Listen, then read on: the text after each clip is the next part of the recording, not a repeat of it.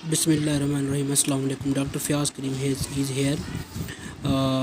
जिन students ने after MBBS FCPS की तैयारी करनी है उनके लिए ये वीडियो हेल्पफुल होगी। Radiants notes by doctor Rafiullah FCPS pulse. इसमें गोल्डन फाइल्स हैं जो कि प्रिपरेशन में बहुत हेल्पफुल होती हैं, जिसमें बेसिकली FCPS का जो पोर्शन होता है, कवर होता है, ज़्यादातर इसी में से जो आपके पॉइंट्स हैं इन्हीं में से MCQs आते हैं। तो बेसिकली अब हम स्टार्ट करेंगे FCPS की गोल्डन फाइल्स जो कि डॉक्टर रफ़ीउल्लाह साहब की लिखी हुई हैं। इसको हम एक रिव्यू देख लेते हैं कि इसके लिए बुक की तैयारी।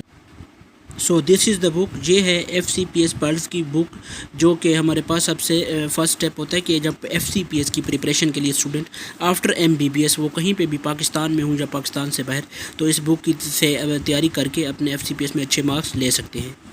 सो द रिकमेंडेड बुक्स जो हैं हमारे पास FCPS की प्रिपरेशन के लिए जो कि हमारे पास होनी चाहिए, जिनमें से हमारे सबसे जो मोस्ट इम्पॉर्टेंट स्लाइड है इस वीडियो की, उसमें हमारे पास बेसिक फिजियोलॉजी हमें कॉन्सेप्ट होना चाहिए, जो कि BRS फिजियोलॉजी एक शॉर्ट बुक है जिससे हमारा कॉन्सेप्ट फिजियोलॉजी का कवर हो जाता है। साथ में इसी तरह बेसिक एनाटॉमी है, शॉर्ट स्नेल के नाम से आती है, पैथोमा या पैथोलॉजी, BRS पैथोलॉजी भी है और पैथोमा भी है।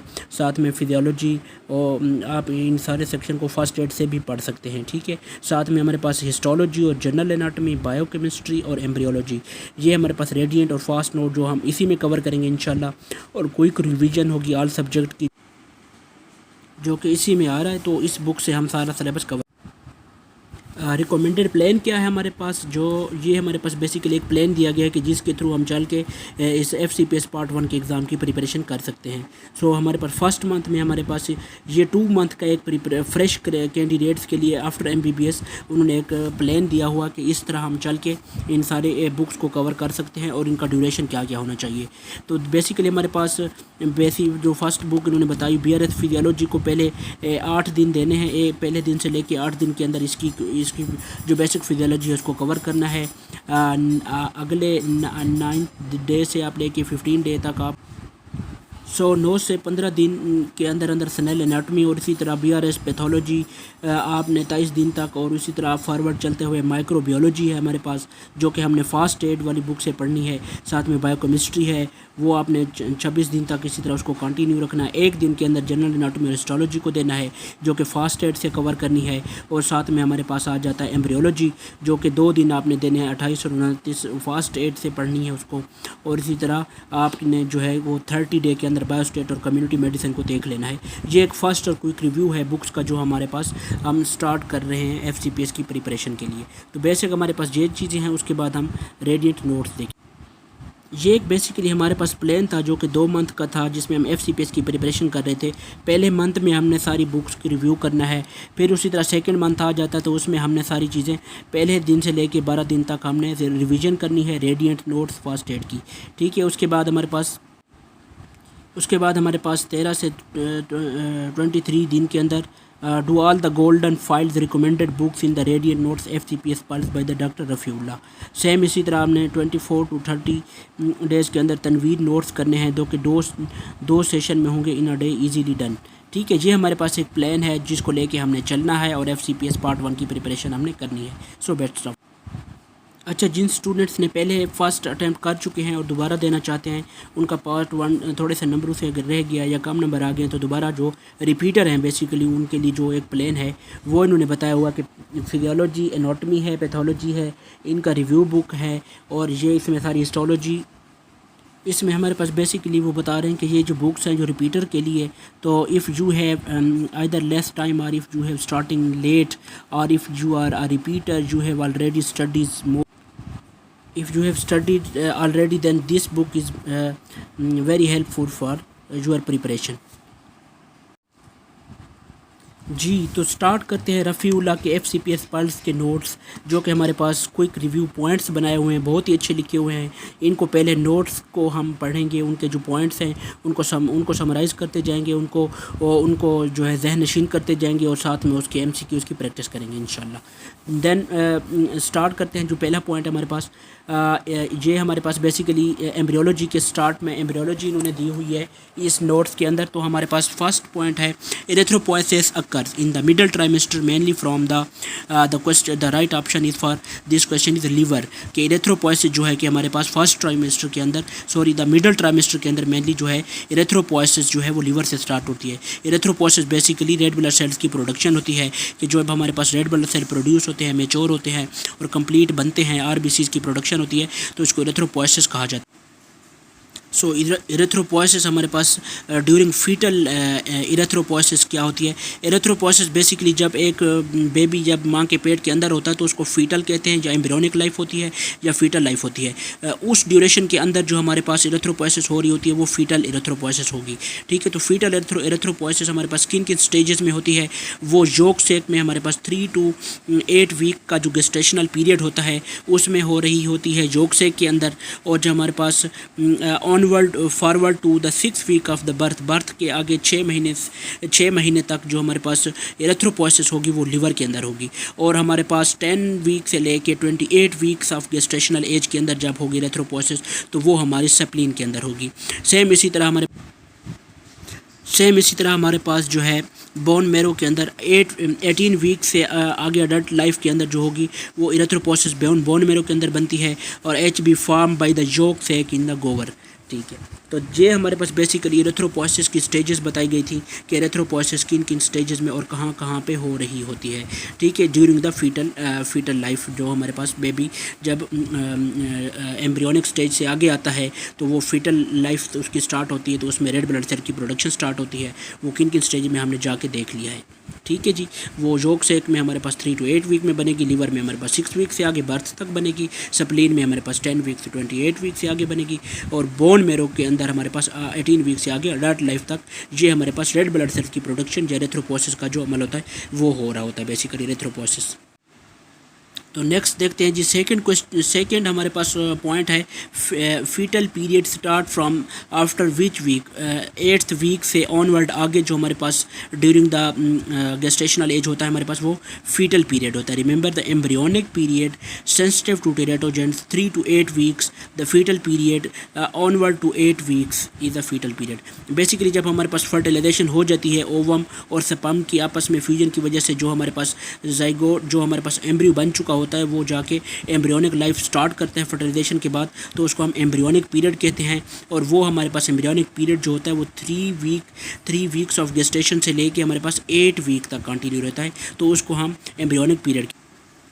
और जब 8 वीक से आगे आएगा तो वो हमारे पास फीटल पीरियड स्टार्ट हो जाएगा। 8 वीक से ऑनवर्ड वो फीटल पीरियड होगा। Also remember that embryonic age is calculated after the first day of the last LMP। जब लास्ट मेंस्ट्रुअल पीरियड होगा तो उससे 14 दिन के बाद हम स्टार्ट करेंगे उसको। अगर किसी एम्ब्रियो की एम्ब्रियोनिक लाइफ कैलकुलेट करनी है या एज कैलकुलेट करनी है तो last LMP last menstrual period से लेके हमने 14 डेज़ आफ्टर गिन लेने, तो उसके बाद से हम एम्ब्रियोनिक एज उसकी गिन के स्टार्ट कर सकते हैं कि दिस इज़ द एम्ब्रियोनिक। सो इसमें हमने 2 चीज़ें देखी है, एक फीटल पीरियड देखा है और एक एम्ब्रियोनिक पीरियड देखा है। एम्ब्रियोनिक पीरियड 3 हफ्ते से लेके एम्ब्रियोनिक पीरियड 3 हफ्ते से लेके 8 हफ्ते तक होगा, और उसके बाद हमारे पास 8 वीक से आगे हमारे पास फीटल पीरियड होगा। और अगर हम एम्ब्रियोनिक एज को कैलकुलेट करेंगे तो 14 दिन लास्ट LMP से आफ्टर फॉरवर्ड गिन लेंगे, वो हमारे पास एम्ब्रियोनिक एज होगी। सो पॉइंट नंबर 3 है हमारे पास, इसमें हमारे पास at which stage nucleus disappear, the correct is late normoblast stage के अंदर जो हमारे पास न्यूक्लियस डिसअपियर होता है। ठीक है, अब हमारे पास स्टेजेस हैं erythropoiesis की कि जब रेड ब्लड सेल की प्रोडक्शन हो रही होती है तो किन किन स्टेजेस से वो उनमें से गुजरता है। साइटोब्लास्ट, उस पहली स्टेज है हमारे पास प्री नॉर्मोब्लास्ट, प्रो इरेथ्रोब्लास्ट। इसमें सिंथेसिस जो है रेड ब्लड सेल या एरिथ्रोसाइट्स की वो सिंथेसिस बिगिन होती है, स्टार्ट होती है। न्यूक्लियस और न्यूक्लियोलाई डिसअपियर होता है, न्यूक्लियस और न्यूक्लियोलाई इस स्टेज में प्रेजेंट होता है। हीमोग्लोबिन बिगिन टू सिंथेसिस कि हीमोग्लोबिन इसमें स्टार्ट होना शुरू हो जाती है बनना। तो ये कॉमन फीचर है जो प्रो इरेथ्रोब्लास्ट और अर्ली नॉर्मोब्लास्ट दोनों स्टेजेस में पाया जाता है। नेक्स्ट स्टेज है हमारे पास अर्ली नॉर्मोब्लास्ट AKA बेजोफिल इरेथ्रोब्लास्ट भी कहा जाता है इसको। इस इरेथ्रोपोइसिस की इस स्टेज के अंदर न्यूक्लियोलाई जो होता है, न्यूक्लियस जो होता है वो डिसअपियर हो जाता है। हीमोग्लोबिन की सिंथेसिस जो होती है वो हमारे पास इसमें स्टार्ट हो जाती है तो ये हमारे पास मोस्ट इंपॉर्टेंट फीचर है कि जिसमें हमारे पास हीमोग्लोबिन की सिंथेसिस किस स्टेज में स्टार्ट होती रही इरेथ्रोपोएसिस में, तो हमारे पास अर्ली नार्मोब्लास्ट ये हमारे पास स्टेज होती है। पहले भी हो रही होती है लेकिन इतनी प्रोमिनेंट या सिग्निफिकेंट नहीं होती जितनी कि इस स्टेज में होती है। तो जहाँ पे भी ये ऑप्शन आए कि एरेथ्रोपोएसिस कहाँ पे स्टार्ट होती है, एरेथ्रोपोएसिस की कौन सी स्टेज में हीमोग्लोबिन बनना शुरू होती है, हीमोग्लोबिन की सिंथेसिस, वो अर्ली नार्मोब्लास्ट है। उसके बाद इंटरमीडिएट नार्मोब्लास्ट है जिसमें न्यूक्लियोलाइज स्टिल प्रेजेंट होता है और हीमोग्लोबिन स्टार्ट टू अपीयर, उसमें हमारे पास सिंथेसिस बन रही थी हीमोग्लोबिन की। और इसमें हमारे पास जो इंटरमीडिएट नार्मोब्लास्ट की स्टेज है इसमें हीमोग्लोबिन की जो हमारे पास है वो अपीयर होना शुरू हो जाती है। हमारे पास अगली स्टेज है हमारे पास लेट नार्मोब्लास्ट ए आर्थो कॉन्ड्रोमेटिक इरेथ्रोब्लास्ट इसको भी कहते हैं। ये फाइनल स्टेज होती है ऑफ लेट नार्मोब्लास्ट की। न्यूक्लियस इसमें डिसअपेयर होना शुरू हो जाता है और इसमें हीमोग्लोबिन की प्रोडक्शन जो होती है मैक्सिमम होती है। ये पॉइंट इंपॉर्टेंट है। अगर हीमोग्लोबिन की मैक्सिमम प्रोडक्शन किस स्टेज में हो रही है तो इरेथ्रोपोएसिस के अंदर, तो हमारे पास लेट नार्मोब्लास्ट सेल है या उसको हमारे पास ऑर्थोक्रोमेटिक इरेथ्रोब्लास्ट भी कहा जाता है। उसके बाद नेक्स्ट स्टेज है जिसमें हमारे पास रेटिकुलोसाइट बनते हैं। इसमें हमारे पास न्यूक्लियस इजेक्ट हो जाता है और बिकम रेटिकुलर बन जाता है सेल। और इसमें हमारे पास HB हीमोग्लोबिन की जो कंसंट्रेशन होती है वो मैक्सिमम होती है। तो रेटिकुलोसाइट्स की स्टेज के अंदर हीमोग्लोबिन की कंसंट्रेशन मैक्सिमम होगी और लेट नार्मोब्लास्ट स्टेज के अंदर हीमोग्लोबिन की प्रोडक्शन मैक्सिमम होगी। ये दो एक डिफरेंस है, इंपॉर्टेंट है। उसके बाद हमारे पास आता है इरेथ्रोसाइट स्टेज जो कि हमारे पास मेच्योर सेल बन चुके होते हैं।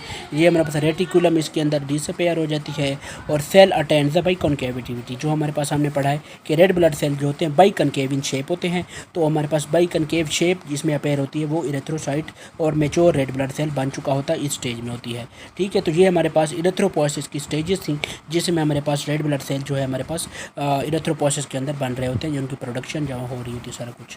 तो अब हमारे पास so let's practice some paper MCQs। अब हम पेपर MCQs की थोड़ी प्रिपरेशन करेंगे इसमें वो उसी के मुताबिक जो हमने ऊपर से सारा नॉलेज पढ़ा है उसी में से अब हमारे पास क्वेश्चन है। Nucleus disappear in which stage of the erythrocyte. Late normoblast stage थी हमारे पास जिसमें हमारे पास न्यूक्लियस डिसअपियर हो रहा था। Haemoglobin synthesis occur in early normoblast stage जो हमारे पास थी उसमें HB की सिंथेसिस स्टार्ट हुई थी। Maximum haemoglobin concentration occur at which stage of erythroblast, जैसा कि हमने पहले डिस्कस किया है कि जो हमारे पास रेटिकुलोसाइट थी, रेटिकुलोसाइट की स्टेज थी उसमें हमारे पास जो हीमोग्लोबिन की कंसंट्रेशन थी वो मैक्सिमम थी। The maximum haemoglobin production occur in which stage of the इरेथ्रोपोएसिस, तो इरेथ्रोब्लास्ट हमारे पास जो हीमोग्लोबिन की जो प्रोडक्शन थी वो हमारे पास रेटिकुलोसाइट में हमारे पास ये मैक्सिमम आ रही थी। प्रोडक्शन तो थी हमारे पास जो हमारे पास एक दूसरे की प्रोडक्शन थी वो लेट नार्मोब्लास्ट सेल में आ रही थी। ठीक है, HB begins to appear in which state, हमारे पास हीमोग्लोबिन जो है इंटरमीडिएट नार्मोब्लास्ट। नेक्स्ट हमारे पास ऑप्शन है हीमोग्लोबिन और HB begins to appear in which state, जो हमारे पास इंटरमीडिएट नार्मोब्लास्ट स्टेज है उसके अंदर हीमोग्लोबिन हमारे पास अपीयर होना शुरू हो जाती है। आप उसके बाद हमारे पास आता है lowest haemoglobin in a new born at which stage is the third month के अंदर जो हीमोग्लोबिन की कंसंट्रेशन होगी न्यू बॉर्न के अंदर वो सबसे लोवेस्ट होगी। पॉइंट नंबर 4 है हमारे पास Rathke's pouch develops from the stomodium of the foregut. Also remember the anterior pituitary adenohypophysis जिसको कहा जाता है develop from the Rathke's pouch which is an ectodermal diverticulum of the primitive mouth cavity of the stomodium.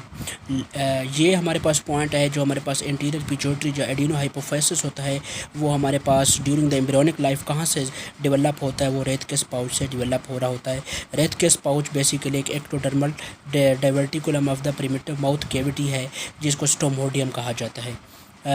चलिए practice करते हैं MCQs। Anterior pituitary gland is derived from the Rathke's pouch. अगर Rathke's pouch आ जाता है तो ये हमारे पास develop होता है, जहाँ से अगर हमारे पास जो next it also comes as the development of anterior pituitary gland is from the outpouching from the stomodeum primitive oral cavity. इसका सेम क्वेश्चन इस तरह भी बन सकता है कि outpouching from the stomodeum primitive oral cavity तो अगर ये भी आ जाए और रेथ के स्पाउच भी आ जाए तो उनमें से हम कोई भी ऑप्शन सेलेक्ट कर सकते हैं। अगर दोनों ऑप्शन आ जाएँ तो उसमें हमारे पास outpouching of the stomodeum वाला जो ऑप्शन है ये ज़्यादा करेक्ट होगा, तो इसको हम सेलेक्ट करेंगे कि हमारे पास जो इंटीरियर पिट्यूटरी या एडिनो हाइपोफाइसिस है वो हमारे पास ड्यूरिंग द एम्ब्रियोनिक लाइफ कहाँ से डेवलप होता है, out poaching of the stomodeum, जो कि हमारे पास क्या है, रेथ के स्पाउच भी कहा जाता है जिसको। सो द नेक्स्ट हमारे पास जो पॉइंट है, physiological herniation occur in which stage in 4 to 6 week of gestation में होती है। About the foetal gut rotation, जो हमारे पास फीटल एम्ब्रियो से आगे जो फीटल हमारे पास बन रहा होता है, तो वो ड्यूरिंग द एम्ब्रियोनिक लाइफ उसकी जो हमारे पास गट होती है वो 270 डिग्री पे हमारे पास काउंटर क्लॉकवाइज रोटेट होती है। अबाउट फीटल गट रोटेशन अकर कितनी जो हमारे पास फीटल गट की रोटेशन होती है वो 270 डिग्री पे काउंटर क्लॉकवाइज होती है। ये बेसिकली जो एम्ब्रियोलॉजी हमारे पास जो गैस्ट्रोइंटेस्टाइनल ट्रैक्ट की है उसमें हमारे पास बता रहे हैं। मिड गट डेवलपमेंट जो होती है हमारे पास 6th वीक के अंदर होती है। Physiological mid gut herniate through the umbilical ring, rotation of the mid gut.